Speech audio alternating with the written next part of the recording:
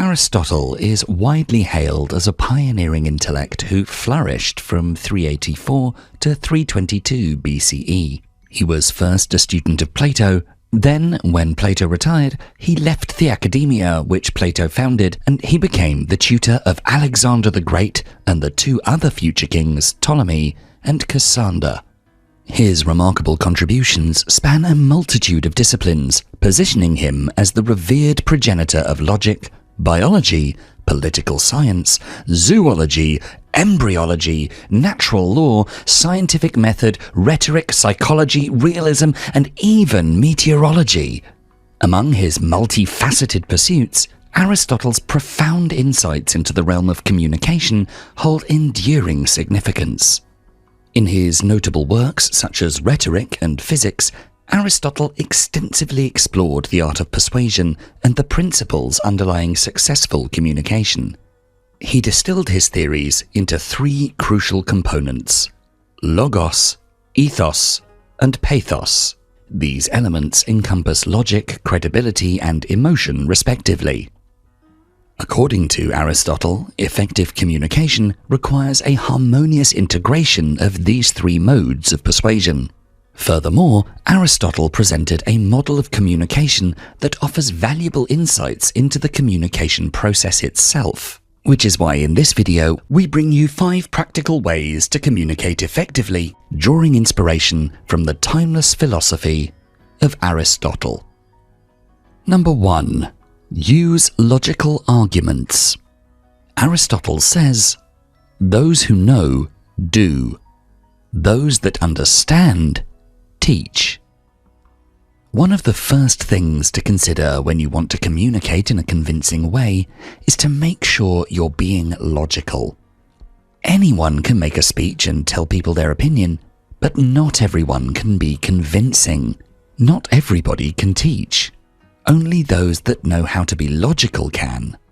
This relates to Aristotle's very first condition for good communication, called logos. This is often translated to reason or argument.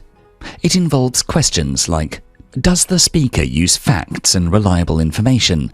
Do their arguments make sense? Are there any obvious counter-arguments? Aristotle believed that effective use of logos involved structuring arguments in a clear and logical manner, avoiding fallacies or errors in reasoning, and presenting evidence that was relevant and convincing to the audience. It involves appealing to the audience's sense of reason rather than their emotions to persuade them of the truth or validity of a particular position. For example, if you were trying to convince someone to support a particular political candidate, you could use logos by presenting facts and statistics that demonstrate the candidate's effectiveness rather than relying solely on emotional appeals or personal anecdotes. Similarly, if you were making a business proposal, you could use logos by presenting a well-researched and reasoned argument for your proposal, rather than simply making emotional appeals or relying on intuition. Using logos in conversation is important because it allows you to present a well-reasoned and complete logical argument that's more likely to persuade others. By using logical appeals, you can help your audience understand your point of view and see the rational basis for your arguments. When you use logos in conversation, you can help your audience to see the facts and evidence that supports your position. This can be especially important in situations where emotions are running high or where there's disagreement or conflict. By presenting a clear argument in this way, you can help to diffuse tensions and move the conversation towards a more productive and collaborative outcome. There's no room for interpretation or emotional mistakes in logic. Finally, another effect of using logos in conversation is that it can help you to build credibility and establish yourself as an authority on the subject. By demonstrating your knowledge of the topic and your ability to reason logically, you can build trust and respect with your audience. This can be especially important in professional settings where your ability to communicate effectively can have a significant impact on how successful you are in your career. In short, using logos in conversation is an effective way to communicate your ideas and persuade others. By presenting a clear and logical argument that's based on evidence and reasoning, you can build credibility, diffuse tensions, and move towards more productive outcomes. Number 2. Establish credibility. In the words of Aristotle, don't try to be different, just be good. To be good is different enough. Building upon the notion of citing sources or proof, the next important step is to appear credible to your audience. Being logical and credible almost go hand in hand. Almost no person is considered to be logical if they're not credible. No matter how logical you are, no audience will take you seriously if they consider you to be unreliable or are in doubt about your competence. This aspect of communication Aristotle called ethos, which means ethical appeal. This regards the speaker part of communication.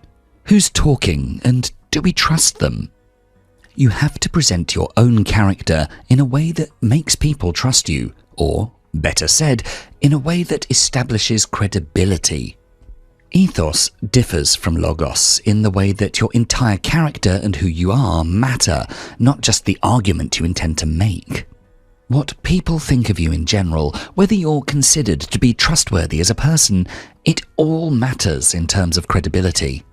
Some think that the best way to captivate an audience is to surprise them, be different, out there, shocking. But these are often not the kinds of people that can be trusted.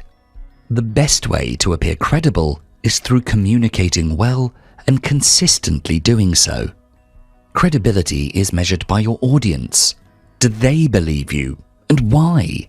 Why not? So, in order to appear credible, you have to gain the trust of those you want to reach. How? There are multiple aspects to focus on. Match your audience, stay professional, and be logical. Matching your audience, which is one of the best ways to establish ethos between you and an audience, means to make sure you're tuned into them. If you use language that's far too complex, too simple, too formal, or too informal for your audience, they might get the sense that you aren't prepared and perhaps even out of your depth. A connection to the audience is key to making them think you're trustworthy in what you tell them.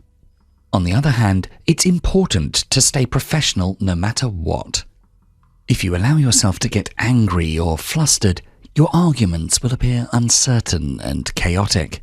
You have to stay focused on your goal and not get carried away by minor concerns or objections. A public speaker that gets emotional after an insult from a member of the public, for example, is generally not seen as very reliable. Instead, people will assume this person is prone to losing their cool and losing sight of what they're trying to achieve. Someone who can't stay calm and collected in all situations regarding their argument is someone who's not to be trusted to communicate that argument well. And finally, but arguably most importantly, be logical. If there are no flaws in your logic, there's no reason to distrust you. This is, of course, hard. There might always be a part of the context you've forgotten, or a flaw in your reasoning that you've overlooked. But as soon as that comes to light, it's the way that you handle it that establishes your credibility. Acknowledge your mistakes, be open about them, and tell your audience how you plan to improve.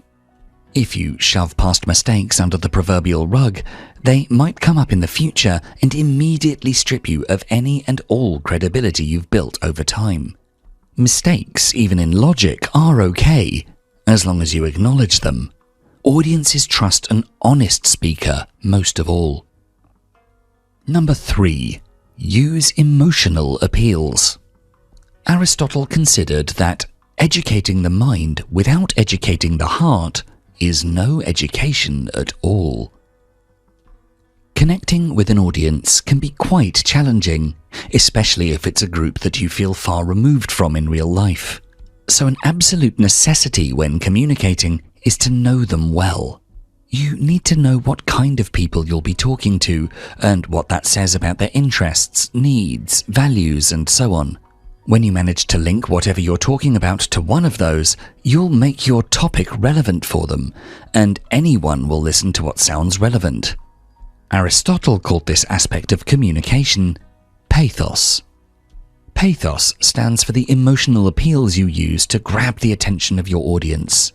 Making people feel certain emotions helps them to keep listening, but it's the content and meaning in the words you use that makes people start to care for what you have to say. It's no wonder that pathos is often a stand-in for emotion.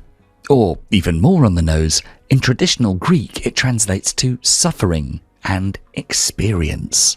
This mostly concerns the audience part of communication. How will you draw them in? Emotional appeal means that you make your audience feel. When you actually get them to experience emotions, you will make them care.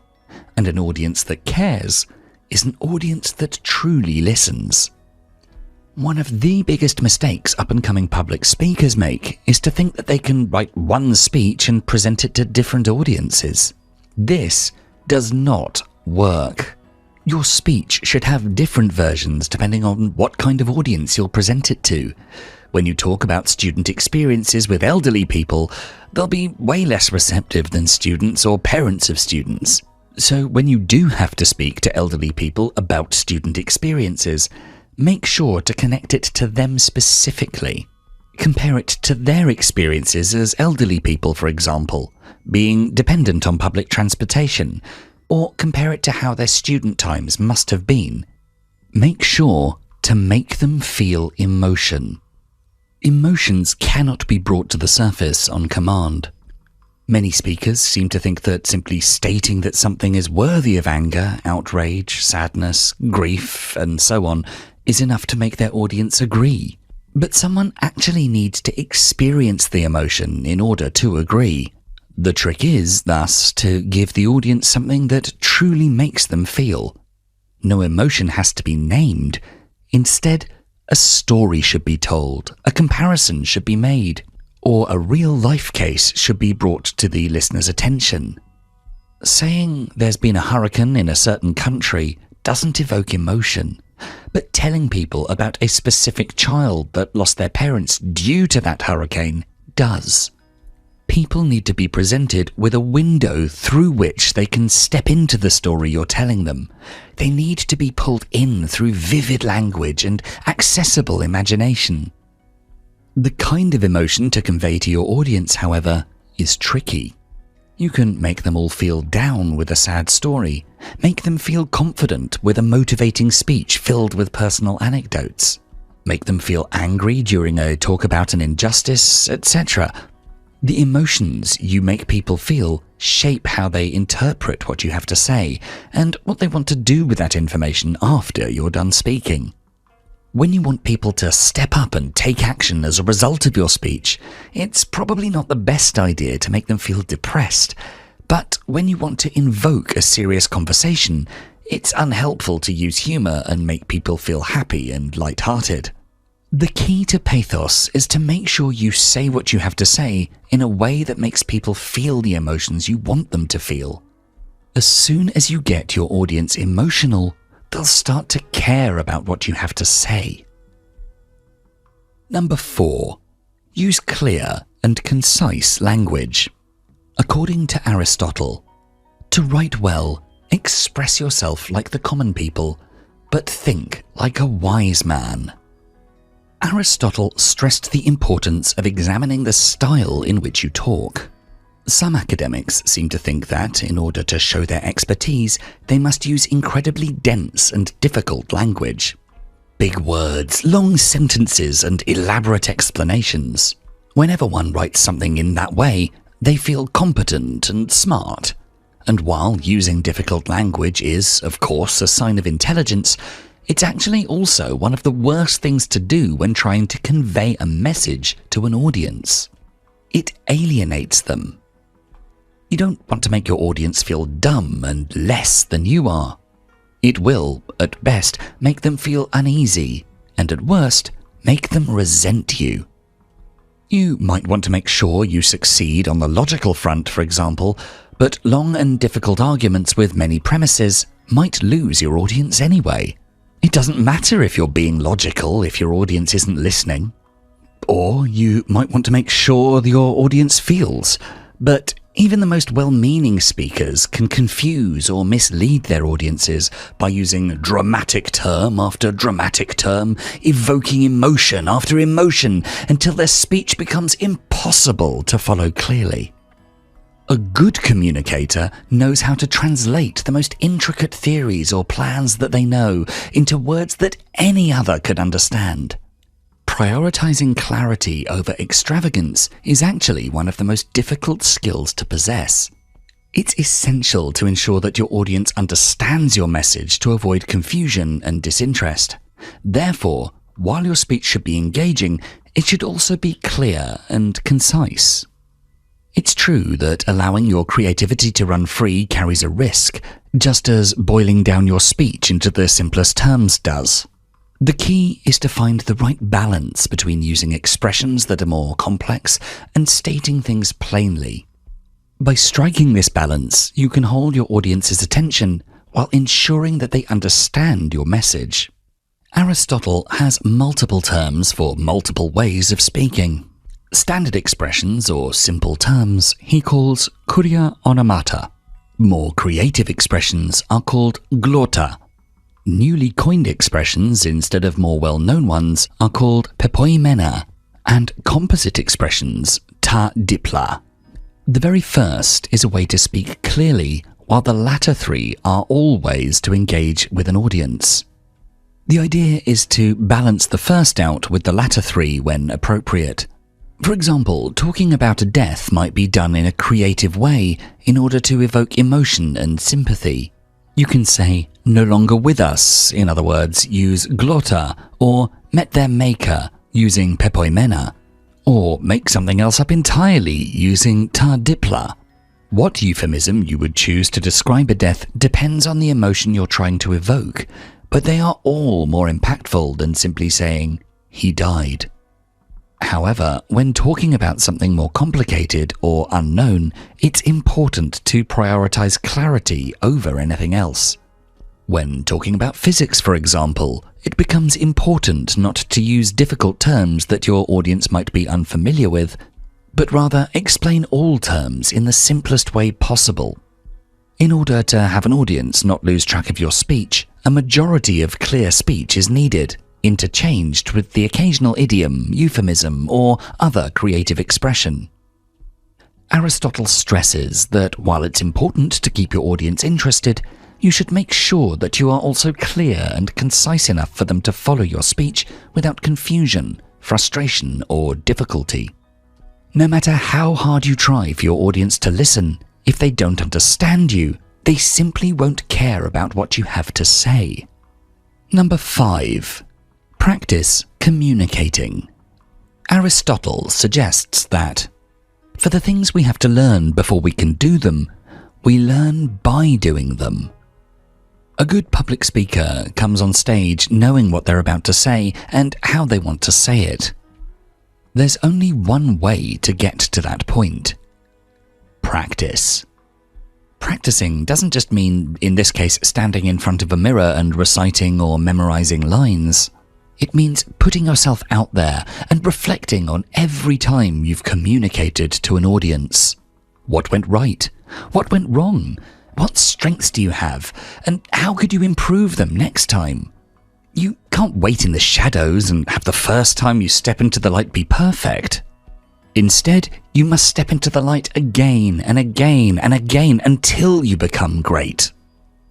Not all of your arguments will always be valid and sound. Not all your tries will invoke the right emotions, and not everybody will perceive you as credible. Instead, you build yourself up and train yourself to do these things by trying. The clearest way to go about this is by examining the communication process. Aristotle organized this process in the following way. There is a speaker who produces a speech, which reaches a certain audience and eventually has an effect. In short, speaker, speech, audience, effect. You are the speaker, you produce the speech. When you speak, you must keep the kind of audience you have in mind and the effect you want to achieve with your speech. When reflecting on past communication attempts, you can reflect on any of these 4 aspects of the process. For example, take someone who's tried to convince their school to vote for them as school president. In order to do so, they've promised healthy cafeteria food and cleaner toilets. Then they get too few votes and don't become school president. They now have to consider every aspect of the communication process in order to change their strategy for next time. So, they did not achieve the desired effect: for everybody to vote for them. How should they change this? First, let's examine the speaker. Were they seen as credible, or does everybody still remember that time they blamed someone else for throwing a football through the science lab window? If so, they have to make amends in order to seem more convincing. Then, the speech. Was it logical, engaging, understandable? And third, the audience. Perhaps the speaker didn't know that much about their peers and didn't realize they don't actually care about healthy cafeteria food and instead would prefer longer breaks.